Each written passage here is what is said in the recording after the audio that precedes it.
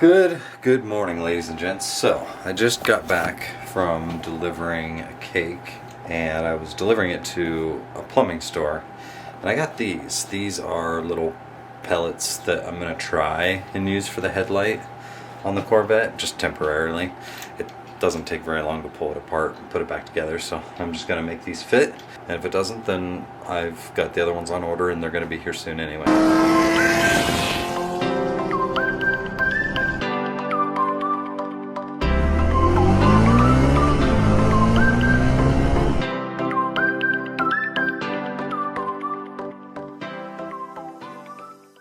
Alright, I got the pieces cut. Let's see if it's going to work. I got it put all back together. I've got no grease in here, but this will at least give us like an idea that it's going to work. While I wait for those pellets to come in, this will have to do. Not that I can drive the car anyway, but it'll give me peace of mind. Got this headlight in, just needs to be tightened down. We should have both headlights working now. Sweet.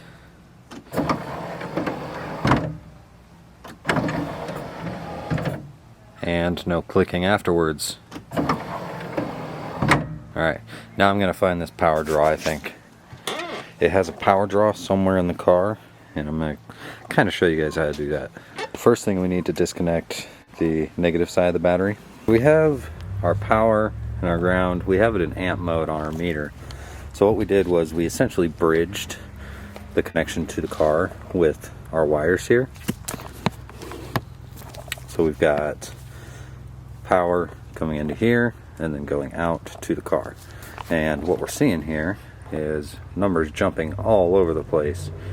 First of all, this should be a steady number. Second of all, it should be under 0.05 amps, and right now we're getting anywhere from 0.1 to 0.3, I don't know. So what we're going to do is we're going to pull fuses now, and we're going to find out what's causing that drop. I just pulled a 5 amp fuse for the console illumination, and that didn't do it, so we'll just keep pulling fuses until we find the right one. Found the fuse. CCM2. Anybody know what CCM2 is? Got the computer out, got it unplugged, all the pins look fine.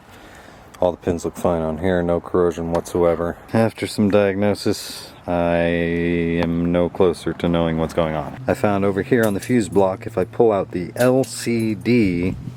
fuse, it drops voltage everywhere. I can still start the car. I don't understand why I can still start the car, and the LCD and everything still works.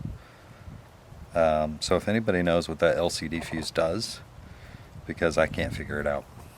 Everything on the dash still works as far as I can tell. The stereo still works, AC still works. And so I'm just going to pull that fuse, and that's just going to have to be a permanent thing until I figure out exactly what that LCD fuse does. So I'll put it all back together except for that LCD fuse and actually the interior fuses, because I found a bad relay. The relay for the interior lights was bad, so I'm not going to install that relay either, because if I install that relay, the lights will stay on even with all the doors closed. So I don't want that to run the battery down. I'm going to get this done. I've got about 30 minutes of daylight left, so hopefully I can do it.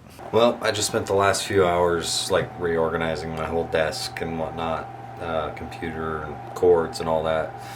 Not really exciting stuff to watch, so I didn't film any of it. But I did return a phone, the Samsung that I was working on earlier this week, and I didn't put the Corvette back together because I still have a relay to replace. I'm going to replace that before I put it all back together. I did put everything like in the Corvette, but I'm going to wait to put it all back together. And I have a Ford Mountaineer Mercury Explorer, whatever the heck they're called, in my driveway now. Wants me to do a radiator tomorrow.